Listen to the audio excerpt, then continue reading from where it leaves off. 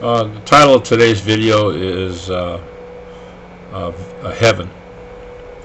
Now, oftentimes we hear amongst the religious community, Christian community, whatever, even the Muslims for that matter, about the afterlife, about us going to heaven, and doing right in this life so we can make heaven.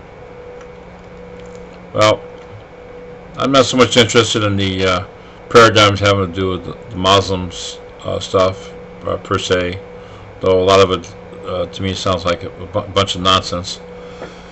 But here again, though, the stuff, a lot of stuff to do with the Christians is a bunch of nonsense.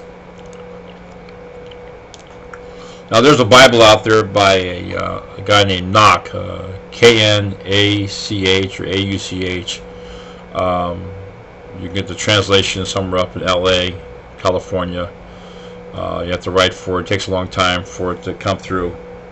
I had one time, but I lost it in a transport overseas. But anyway, the long and short of it is that in his book, the translation of the New Testament, along with some also with a separate book that he wrote regarding it, he said that the hope of heaven for the Christian in the afterlife isn't the heaven that most think of. It's not heaven up there with harps and everything's total peace and nirvana and all that stuff and that. I mean, I'm not saying those things don't exist, but let's define our terms. I think Paul talks about three heavens. There's the heaven of heavens, or something like that, and then I guess the intermediate heaven, and then the lower heavens. Well, the lower heavens, the sky above our head right now, that would be the lower heavens. The galaxies and planets and something like that, that would be what they call the second heaven. The heaven of heavens was the place of God and angels and who knows what. It doesn't mean they don't exist anywhere else. Is the third heaven. Now, these things might be. Someone might say, "Well, you go far up in space, but not, and all that stuff, and not." We know from relativity that space is curved, and whatever we see out there, we see, and that's it. Well, I'm not so sure it's as simple as that. I'm not so sure even the theory of relativity is as simple as that. I'm not a physicist, but I've been studying around the subject matter for a time, and plus I've been shown things in the spirit myself that would lend towards various opinions or various understandings. But what I was best shown is that every action on an individual's basis or that lifestyle in itself constitutes a separate heaven. But I thought that the separate heaven had to do with a certain planet, in another, another planet, like if we would die or something like that, and if we had done it right here on this earth, when we would go off and be able to colonize on other planets. That's what it's meant by Earth is its footstool and heaven is its throne. Well, and that the earth was limited to just this planet Earth, and of course the heavens that he was talking about was not the heavens of heaven of heavens or the third heaven, but the galaxies and things you see out there. There's a number of different ways to look at this.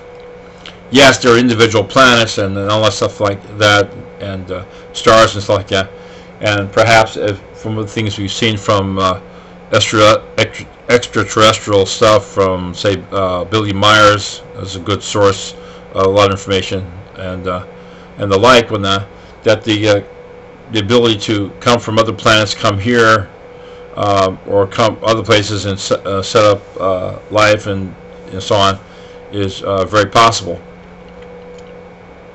But I saw something quite different. I saw like I don't know if you can call it layers. It's not really like an up or down thing. Like the third heaven's up here and the second heaven's here, and that type of thing. I think those are metaphorical statements.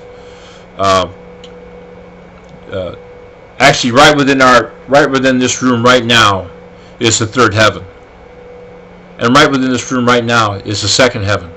It's all here. Probably that's what Paul meant when he said that the kingdom of heaven is now. It's now. Depending on how you want to apply yourself and be aware of it. I get a lot of calls from people who say, well, you say you had a contact with these extraterrestrials and gone to other planets and all that stuff. Yeah, I can go there right now because I can decide that it's a reality and that I can experience it. And as long as I can do that, I can have it right now. Not to say that did I go there physically in a ship on that? No, I didn't have to, because I went there in my mind,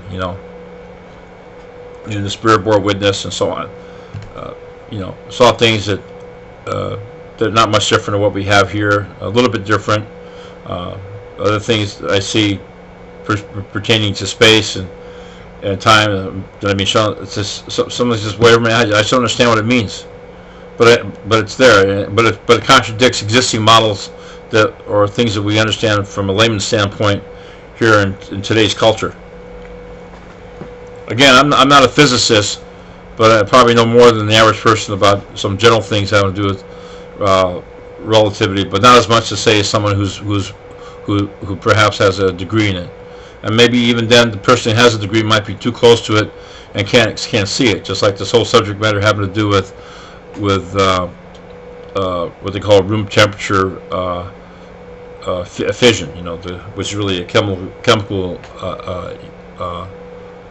reaction rather than an atomic reaction.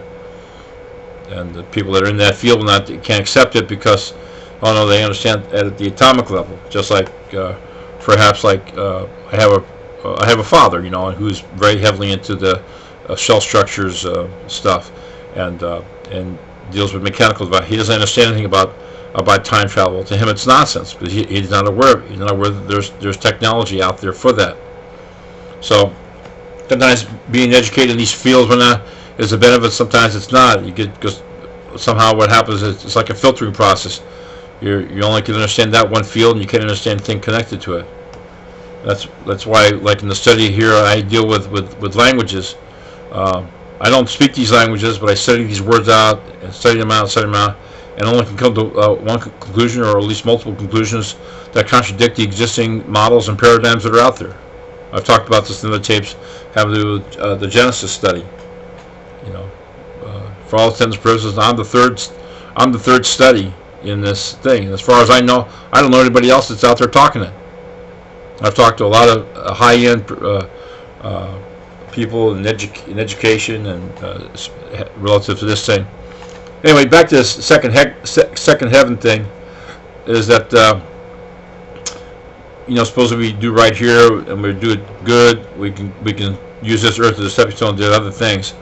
But additionally to that, maybe another aspect of the physical earth, whether it be this actual planet Earth or everything else that's around us, might in a sense be considered part of the first heaven. It's all relative.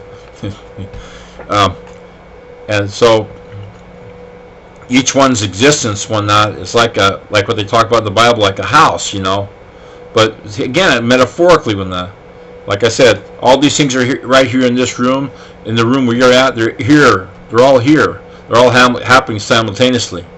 It depends on whether or not you're aware of it or not. God is before His throne and sitting and all that stuff. And it's happening right here. It depends on if you're aware of it. I think that's it for right now. Maybe I'll make a second tape. I'm not sure. I don't know if I've covered everything I need to cover. That's all for now, folks.